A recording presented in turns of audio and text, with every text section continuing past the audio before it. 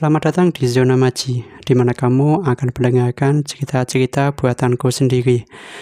Di cerita kali ini aku akan menceritakan sebuah karyaku bercerita tentang 3 orang kembar yang ketiganya ini tidak serupa, sehingga para warga desa ini mengkucilkannya. Namun di akhir cerita justru ketiganya inilah yang menjadi pahlawan bagi desa tersebut. Langsung saja ke ceritanya ya.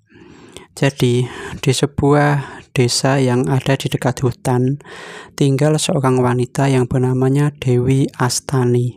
Dewi Astani usianya sudah 40 tahun dan sudah lama menikah dengan suaminya yang bernama Abimanyu. Meskipun sudah lama menikah, tapi Dewi Astani masih belum mempunyai keturunan. Sehingga setiap malam Dewi Astani selalu berdoa untuk diberikan keturunan. Setelah sekian lama berdoa, akhirnya Dewi Astani sedang mengandung. Di awal kehamilannya Dewi Astani, semuanya terlihat biasa-biasa saja dan normal seperti ibu hamil pada umumnya. Tapi menjelang saat hamil di usia ke-3 sampai ke-4 bulan, Dewi Astani ini mulai merasa aneh karena perutnya ini lebih besar jika dibandingkan dengan ibu-ibu hamil pada umumnya. Sehingga Dewi Astani bersama suaminya Abimanyu pergi ke dukun bayi yang ada di desanya. Sesampainya di dukun bayi tersebut, lalu Dewi Astani diperiksa dan ternyata dukun bayinya bilang bahwa Dewi Astani ini sedang hamil anaknya kembar, tapi bukan kembar 2, melainkan kembar 3 sekaligus. Disinilah Dewi Astani dan suaminya Abimanyu ada dilema.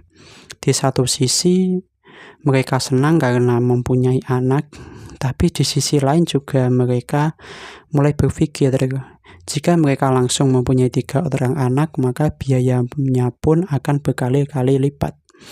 Maka dari itu, sejak dari dukun bayi tersebut, Abimanyu lebih sering bekerja atau lebih giat bekerja. Dia setiap hari pergi masuk ke hutan untuk menebang pohon dan memecahkan batu untuk dijual. Sementara Dewi Astani, meskipun dia hamil, dia tetap pergi ke ladang untuk memetik sayur dan akan dijual di pasar. Berbulan-bulan telah berlalu hingga tibalah saatnya Dewi Astani ini melahirkan. Waktu itu kejadiannya di malam hari. Dewi Astani melahirkan di rumahnya yang sederhana, dibantu dukun bayi dan didampingi sang suami Abimanyu. Lahirannya cukup lama, dari tengah malam sampai menjelang pagi. Akhirnya semua bayinya telah keluar. Dan betapa terkejutnya baik Dewi Astani, Abimanyu, bahkan dukun bayinya yang melihat bayi tersebut ini tidak percaya ketika 3 kembar tersebut justru mempunyai ciri-ciri fisik yang berbeda, tidak seperti bayi kembar pada umumnya. Anak yang pertama lahir ukurannya ini kecil, bisa dibilang hampir setengah kali ukuran dari bayi pada umumnya. Sementara yang kedua ini justru kebalikan, ukurannya 2 kali lipat dibanding bayi pada umumnya juga. Tapi untuk yang bayi yang terakhir atau yang ketiga, bayinya ini ukurannya normal. Nah, saat kelahiran bayi tersebut membuat warga desa ini gempar karena ini sesuatu hal yang tidak lazim atau tidak umumnya bayi kembar tapi berbeda-beda.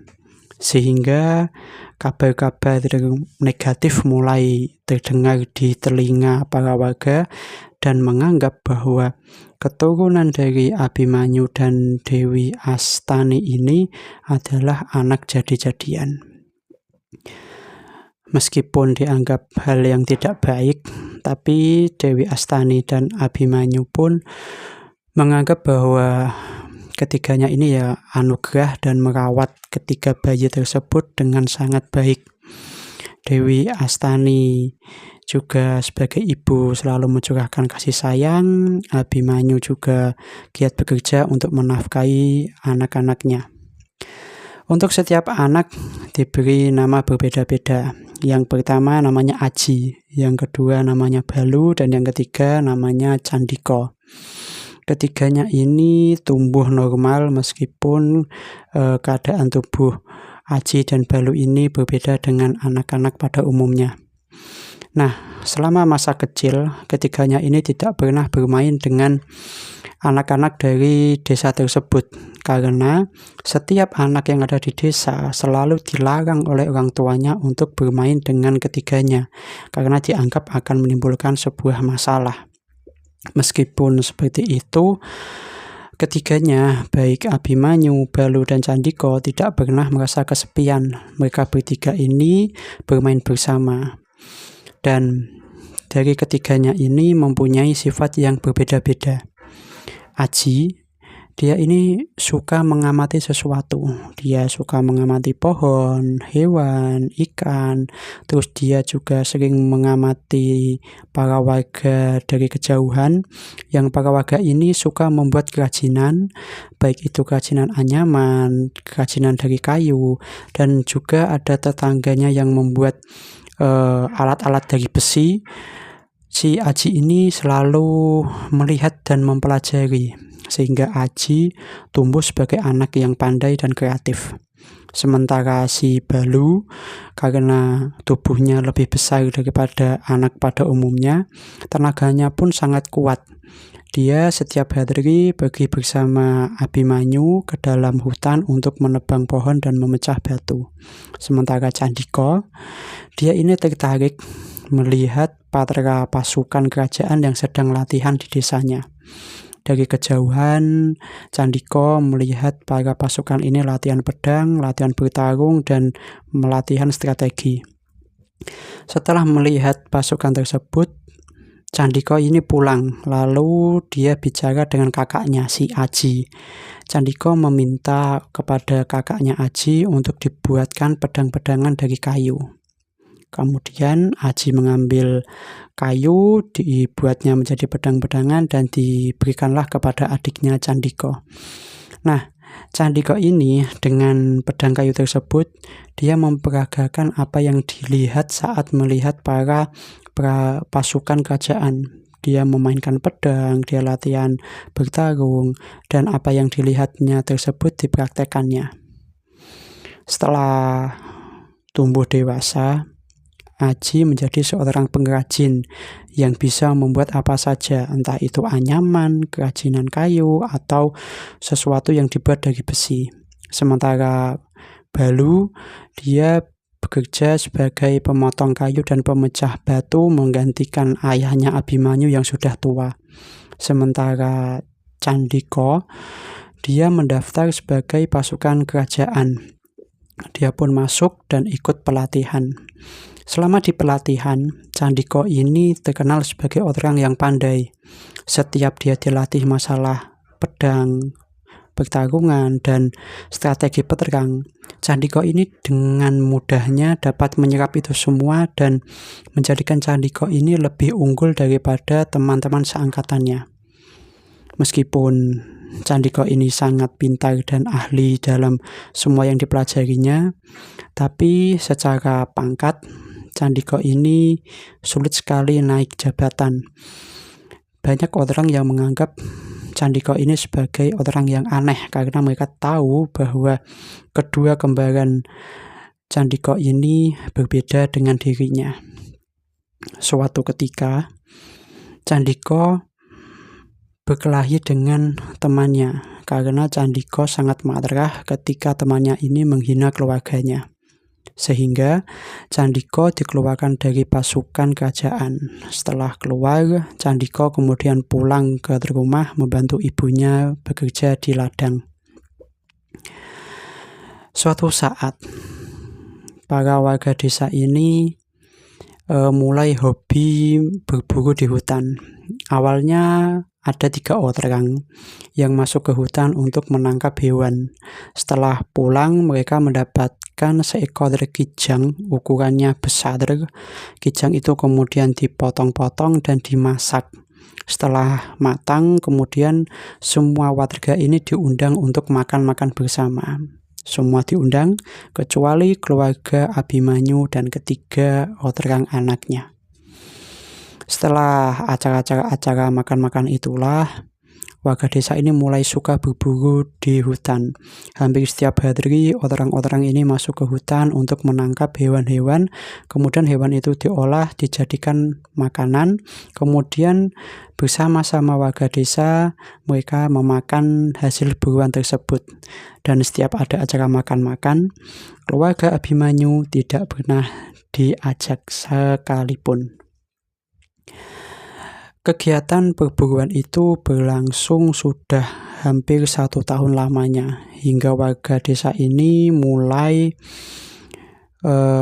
jarang pergi ke hutan. Alasannya karena saat ini di hutan sulit sekali menemukan hewan.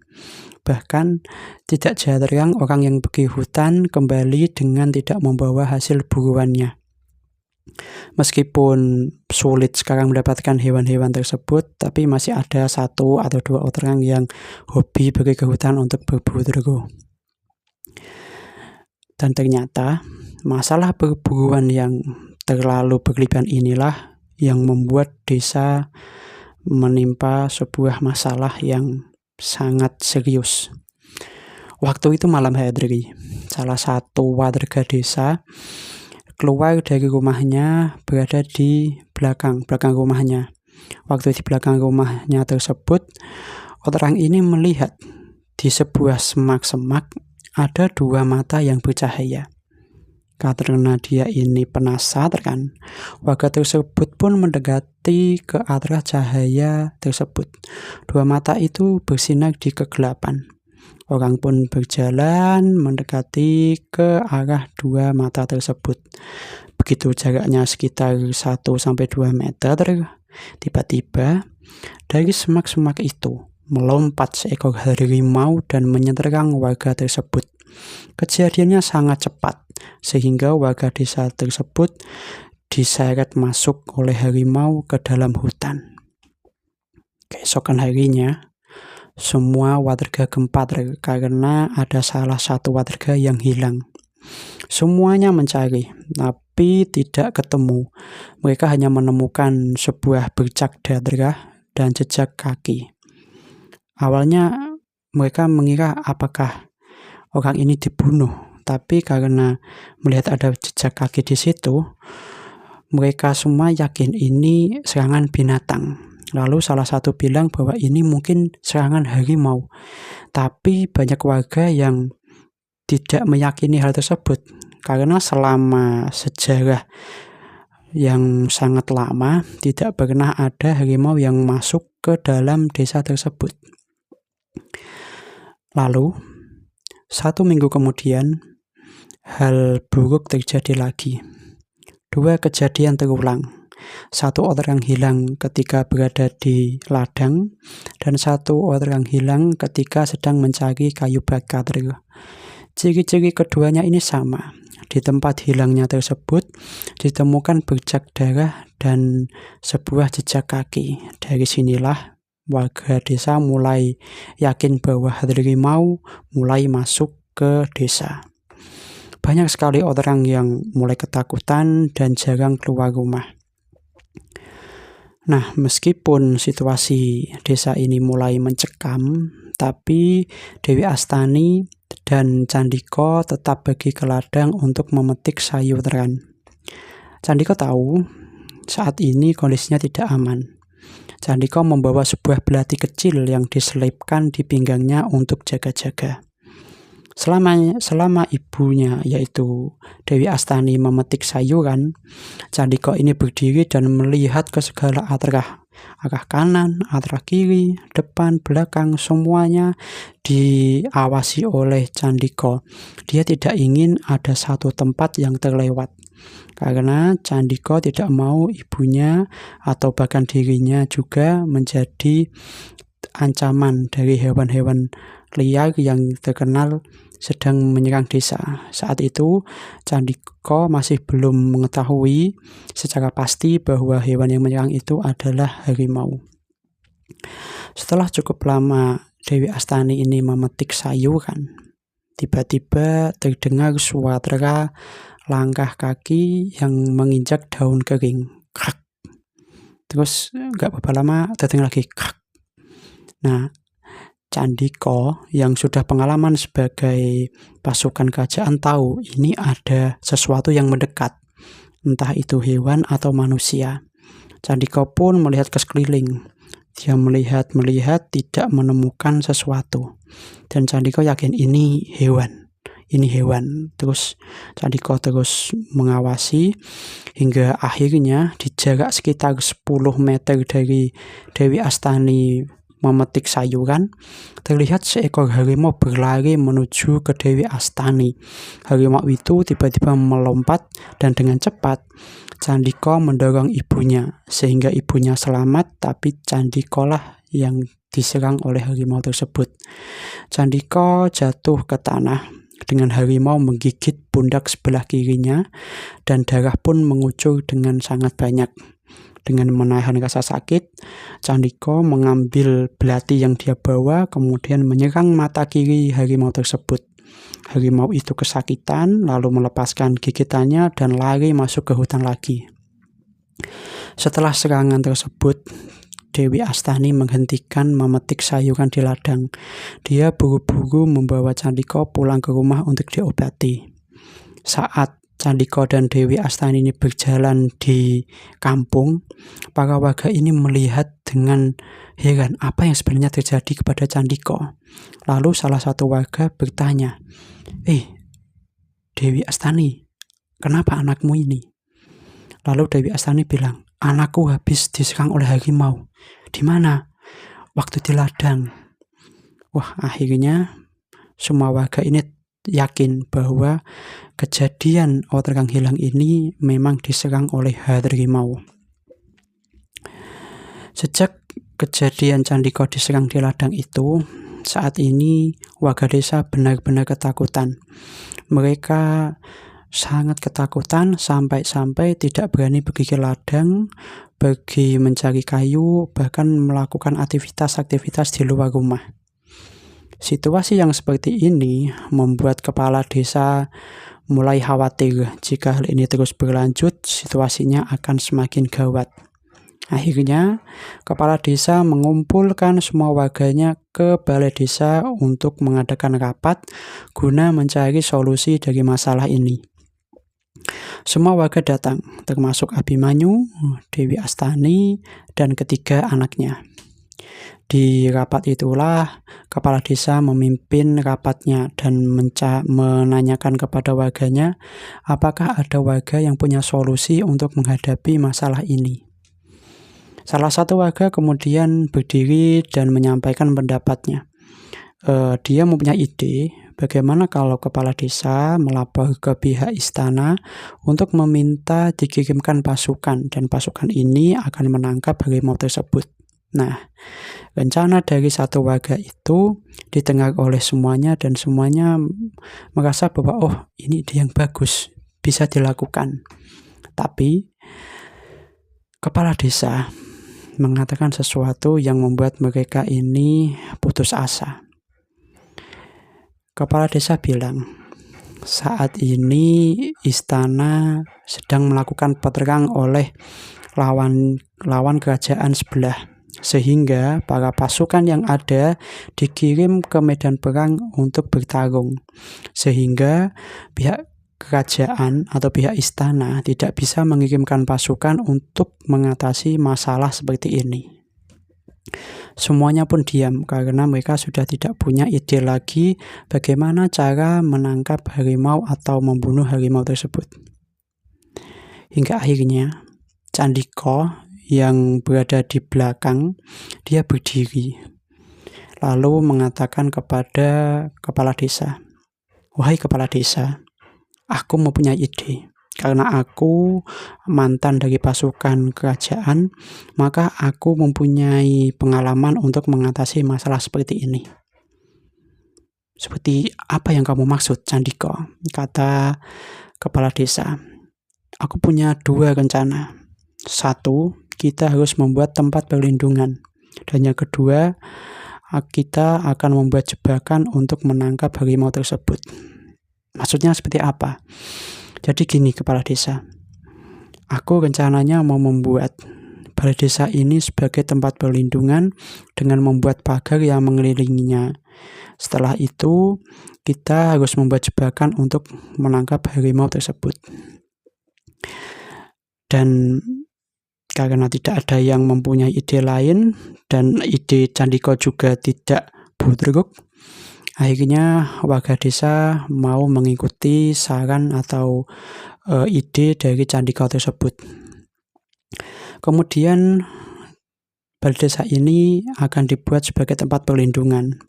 Terlebih dahulu, Aji mengukur berapa luas yang akan dibuat pagar. Kemudian Aji juga menghitung berapa banyak kayu yang dibutuhkan.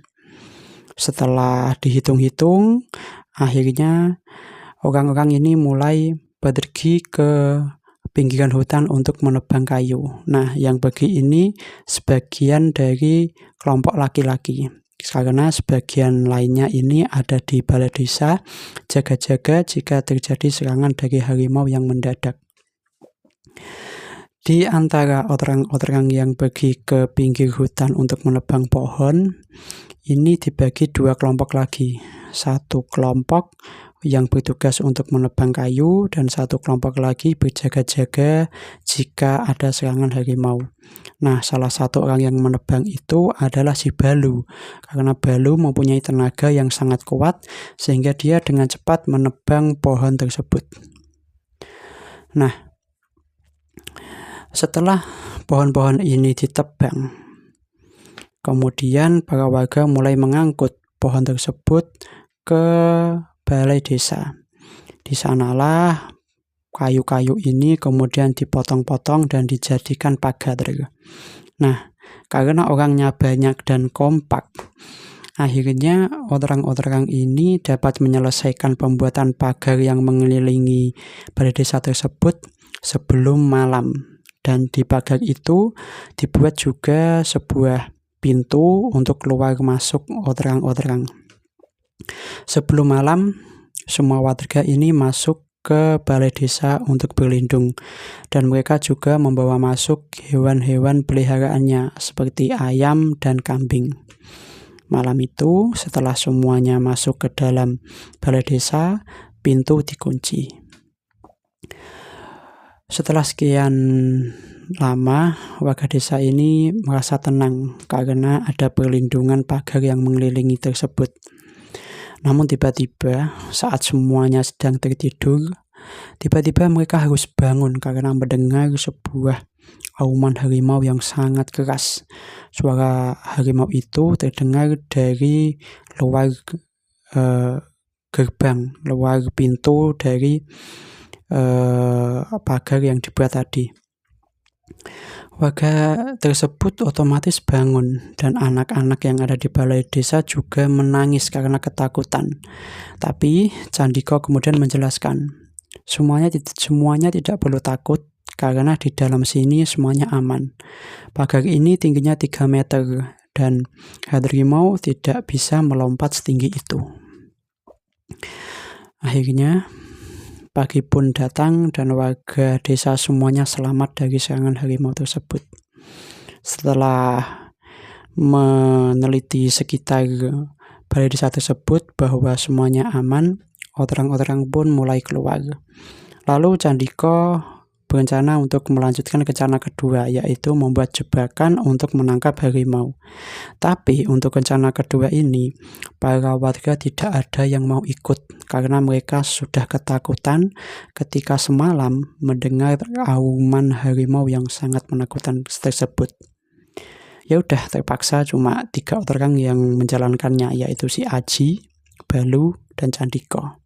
Candika sendiri kondisinya bahunya masih sakit karena gigitan harimau, tapi tangan kanannya masih berfungsi.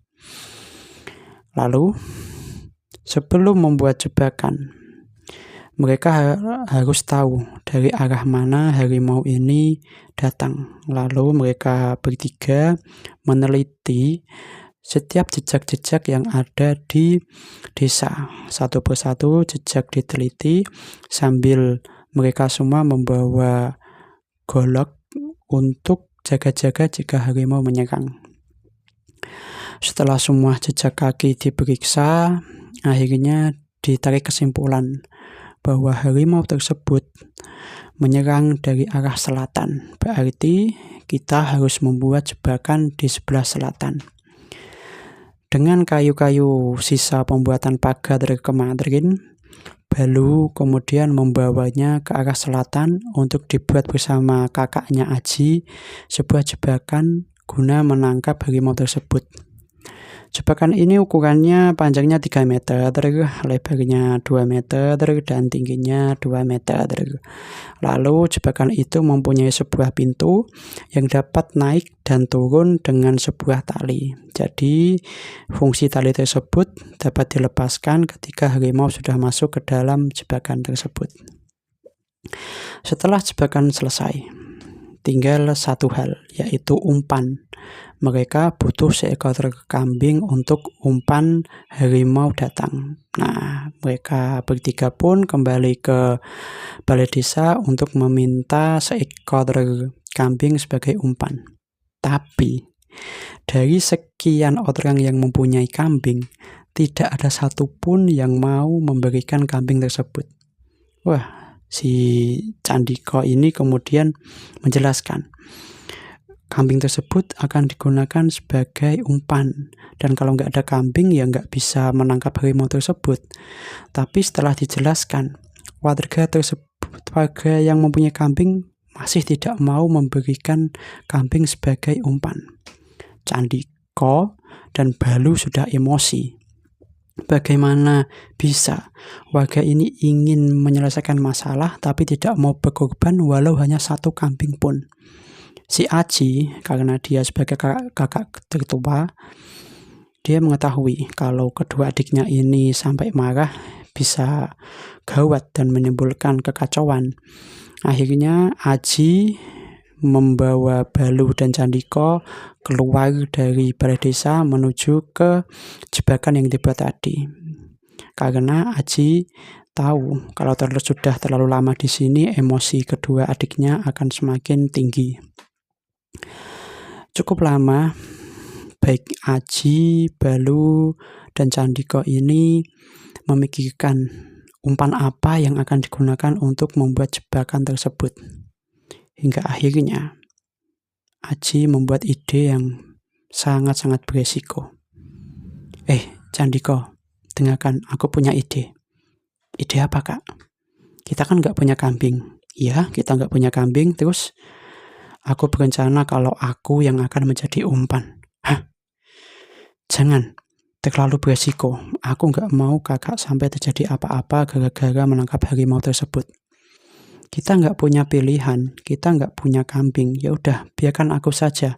Toh tubuhku kecil dan aku berencana membuat sebuah pintu lagi di belakang jebakan tersebut yang ukurannya hanya pas untukku, tapi harimau tidak bisa lewat. Tapi Kak, itu terlalu beresiko. Bagaimana bisa kakak mengambil resiko sebesar itu? Kalau gagal, nyawa kakak jadi taruhannya. Udah, aku sudah bulat, tekadku sudah tidak bisa kamu hentikan, kata si Aji. Setelah cukup lama bertentangan dengan kakaknya, ya akhirnya baik Balu dan Candika tidak bisa mencegah niat dari kakaknya yang sudah bulat. Akhirnya Aji berdiri di depan jebakan sebagai umpan, sementara Balu dan Candika bersembunyi di belakang salah satu rumah warga sambil si Balu ini memegang tali yang mengontrol pintu jebakan tersebut. Lalu setelah cukup lama, si Aji berdiri di jebakan tersebut, tidak ada tanda-tanda harimau datang. Dia masih fokus melihat ke kanan, ke kiri, ke segala arah, tapi harimau tersebut nggak juga muncul. Hingga tiba-tiba terdengar sebuah ranting yang diinjak. Klak. Terus si Aji melihat ke sumber suara tersebut. Dilihatnya seekor harimau keluar dari balik pohon. Harimau itu kondisinya mata sebelah kirinya terluka, yang menandakan bahwa harimau inilah yang menyerang Candika waktu di ladang. Si Aji masih berdiri di depan jebakan, sementara harimau berjalan mendekat secara perlahan-lahan. Begitu jaraknya sekitar 20 meteran, harimau itu mulai berlari dengan cepat. Aji kemudian balik badan dan masuk ke dalam jebakan tersebut. Dan gak berapa lama, harimau juga menyusul masuk ke dalam jebakan tersebut. Disinilah hal yang paling ditakutkan oleh Candika. Seandainya kakaknya gagal, maka kakaknya akan dimakan oleh harimau.